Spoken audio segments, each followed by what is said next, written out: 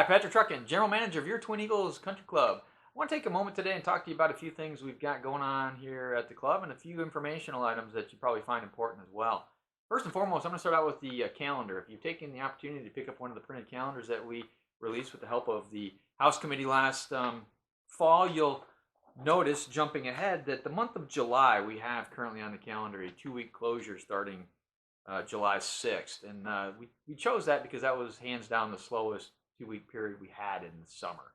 The idea of a closure in Southwest Florida is pretty commonplace, I'm sure, as you're aware. You go to most clubs in Southwest Florida, they're closed 2, 3, 4, in some cases up to 8 weeks every summer for a variety of reasons. The biggest one is it's an opportunity to get caught up on all those housekeeping projects that you just can't get done when you're trying to serve the membership. I mean, you can, but it's not as effective, it's not as efficient, and it's certainly disruptive to the membership experience when you're trying to do some of these things. So that was really the basis that started this idea of closing the club for a couple of weeks.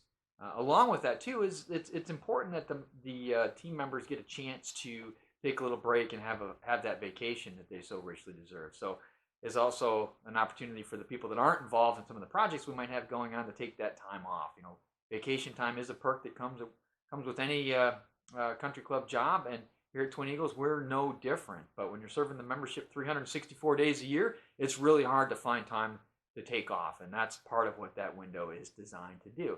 Now, with that being said, that came about before the master plan was really fully developed. You know, now the plan is much further along in the process. You know, granted, it still has a long ways to go. You know, you can see that there's a lot of renovation work that is included in the clubhouse portion of it. Now, how much of that we ultimately do, if any, is going to be determined by the membership, and that hopefully that vote will be sometime in April. But if the membership decides to go forward with some aspect of it or all of it or whatever, from a clubhouse renovation standpoint anyways, that could dramatically impact the need for a closure this summer, only because it doesn't make sense to do that, spend good money, and then spend good money again next year on some of the same projects, because most of what I'm thinking, we've got a long list of deferred maintenance projects that we need to get handled if the renovation work doesn't go forward. So the summer closure is really predicated on what the membership is thinking at this point with the master plan. So we'll know more about that in April.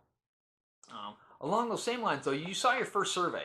It came out earlier this week, and it was really just starting to knock some of those branches off that decision-making tree. There's probably still 900 or 1,000 left that we need to check off before we get to that point where something is ready for the membership to vote on. But it's a start, and that's all it is. We have to start asking questions.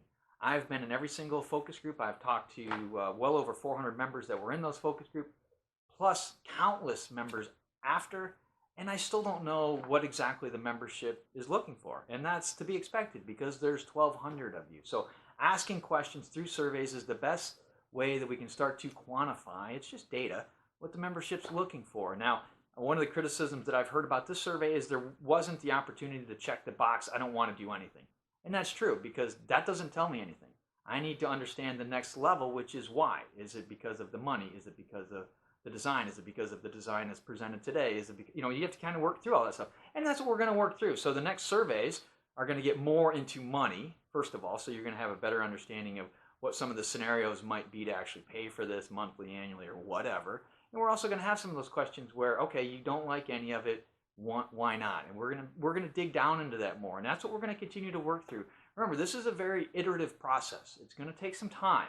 We're just now actually collecting all the information from all the focus groups and getting Dave Humphreys to refine his design based on what we've heard from member feedback just in terms of design, let alone actual projects. I mean, if you're paying close attention, you notice one of the things that we didn't talk about at all in the survey was the sales center up front.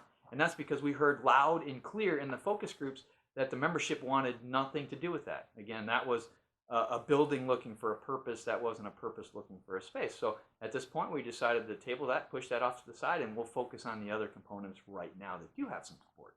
At the end of the day, we're going to be presenting that in the next couple of weeks, along with some of the stuff that we've heard from the talent focus groups, and hopefully that'll give a membership a better idea of where we're going as we just continue to work down this path, hopefully towards a consensus vote sometime in April.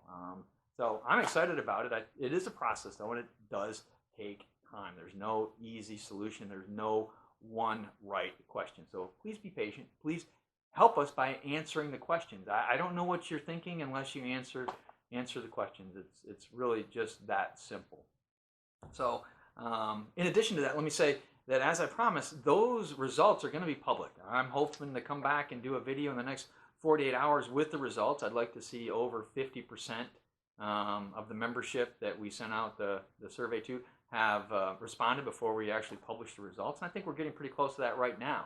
I think at that point we're going to see a trend, and everybody needs to know what that trend is in the various areas. And once we do that, you're going to continue to understand better what your fellow members are thinking as we continue to work down this process, or work through this process.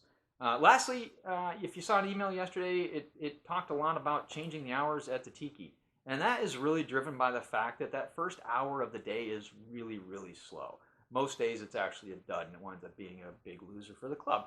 So as we continue to try to work and refine the P&L and the F&B department, there's only two ways to do that. We either do that through revenue or through expenses. Hopefully by adjusting the hours down there at the Tiki, we can start to chip away at some of that through the revenue side. So we'll see. If it doesn't work out, we can always change it back. But I think it's a nice first step. Hopefully the membership appreciates it and supports it, and that helps us a little bit in that department, that line. So anyways, that's all I have for you right now. Look for another video coming up very shortly on the results of that first survey. So it's an exciting time here at Twin Eagles. Hope to see you around the club. Thank you very much. Bye-bye.